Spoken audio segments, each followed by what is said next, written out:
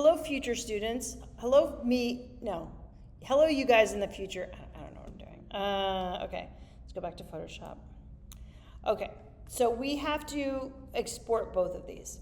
So I twirled up this little thing, these little carrots, right? So that both of these are kind of, the layers are all in them. And the way this works is whatever you want to export, you kind of click on and you export. So let's do them one at a time. So let's click on artboard number 1. And let's go over to File. And let's go down here to Export. Okay, and like pause for a second. And what we need here is, let's go down here to Artboard to File.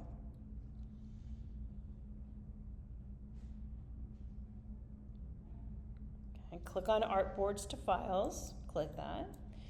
Okay, then it's going to ask you where you want this to be, right? So I'm going to browse, and you want to choose the book cover redesign folder. And you could go ahead and work in this folder if you want. It's a little messy, but that's fine. I'm going to click on that folder. We're good there. And then it's going to give it the name prefix week 7. Let's add cover to that, just so that we know. I mean, we're going to know, but whatever. Okay. Okay, and then let's see here. Overlapping areas, artboard content, include background, yes. Okay, what kind of file? A PSD, because the file that we're going to be working with is also a PSD. If you can choose PSD, always choose it, because you can have your layers, everything. So let's run this. Okay. And you see how it did a bunch of stuff. It kind of went blah, blah, and it did it. Okay, that's cool. Let's go okay. So before we do the second one, let me just double check that everything went correctly. So I'm gonna go to book cover, and it should be right here. Yep, looks good, looks good. Okay, so that's exactly what we want. So let's go back here. Okay, let's click on artboard number 2. Okay, perfect. Let's export that one. So artboard number 2, we clicked over here. File, export, and artboards to files again. Okay, and this will always remember like the last thing you did. So if you do 2 in a row, you don't have to pay as much attention. Like, it knows where it's going to go. We could add, week 7. We could add spine if we want to. It doesn't really, and then run it again. It's going to look weird for a minute because it isolated it. Let's click on OK. Okay, perfect. Let me know when you guys are done. Everybody's done? Okay. Let's open up the book cover again. So File, let's open. Go to Open. And you know what? Hold on, let's desktop. Let's see, where's my book cover? Book cover redesign. Let's go to book Mockup.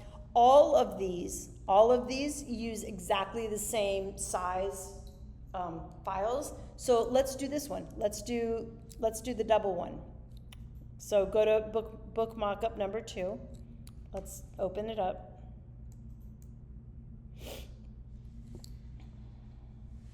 Okay. Okay, so the yellow, these are the ones that we're going to replace. Okay, so let's do one at a time. Okay, so book spine. Let's click on that layer. Let's do book spine. Double click the corner. Okay. File place. Embedded. Find week 7 spine, or is artboard number 2. Click on place. Hit return. Okay, now you guys know it. Close it, save it. Where does it go? Great answer. Okay, let's do the cover. Double click the corner. Go to File. Go to Place Embedded. Find this guy right here, week 7 cover. Click on Place. Hit Return. Close it. Save it. I feel like I might have just got lost. Okay. Hold on. Let me see. Maybe not. Okay. So there. Yep, so hit Return. Yep, you're over there, and then close it. Save it. Close. Save. My brain just No, no, it's been a long, boom, and then it's there. and then it's there. Okay, sweet. Okay, so this is your assignment. You're gonna design a book cover. What I would suggest doing is a redesign of a book cover. The reason I would suggest doing a redesign is that you have so much, when you think about your design class, tools class, like, you know what you're designing. Like if you, like the one that I did as an example, like to have an example to use in class, like Jane Eyre, I know what it's about, it's an old book, I know what it's about, and that helps me pull graphics and stuff. So a redesign is far easier than, coming up with, coming up with a new concept, because then you're doing double the work. If you do a book that that you love, Charlotte's Web, whatever, automatically, there's webs, there's spiders, there's cute pigs. Like you know what graphics to kind of pull that you can use. So a redesign, and it's even better if it's a shitty cover, and that you can redesign. So redesign a cover and a spine, and put it on the book.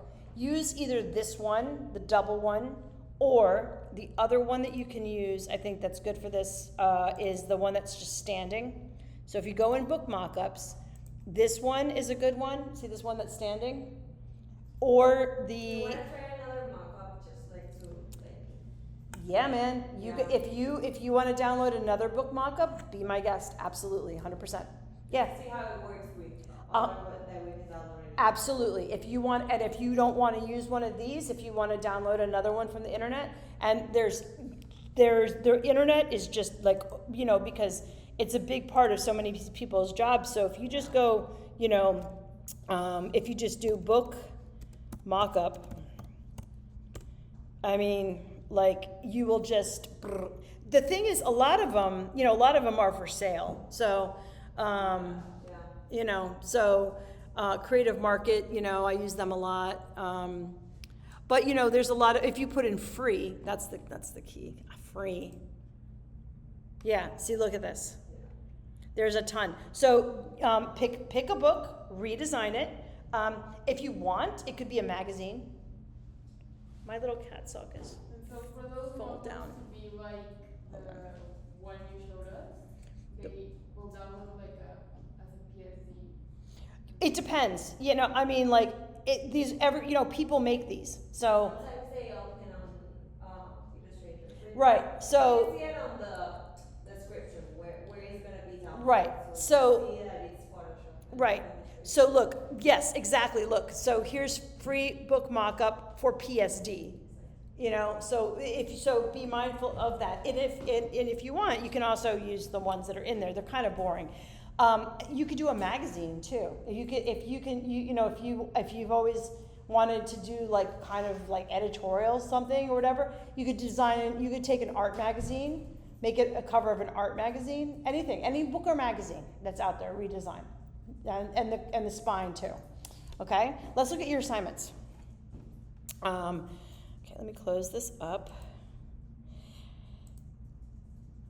And also, you'll notice, by the way, here, you'll notice I'm using all of these images that, for the example, see how it says Unsplash right here?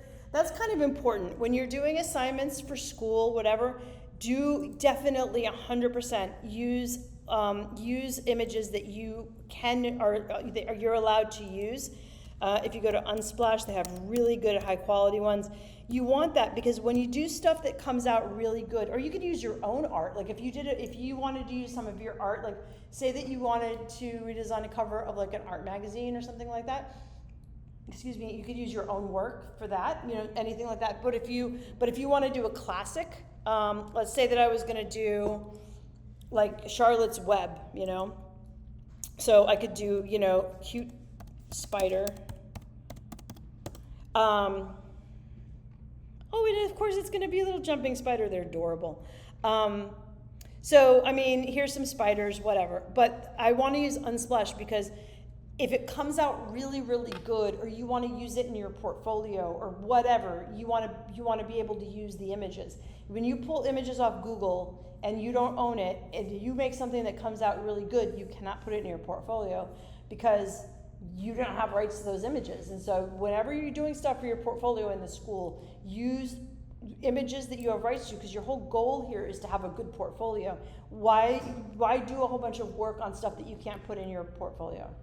The thing is, advertising is a very small community. It's a very tight-knit small community. If you take an image off of Google and you don't have permission to use it, there's a high percentage chance that the person that you're interviewing for a job for knows the stylist that worked on that shoot for Nike and says, oh, how do you know Frank? How'd you get this picture? That's okay to use. Oh, I don't know, I just got it off of Google. They're not going to hire you because they want to know that somebody that they hire doesn't go taking pictures off of Google to use in their work, because they're going to get their pantsuit off if they do. So you have to make sure, do you understand what I'm saying? That every image that you use, either you made it, you shot it, or you can use it for your work.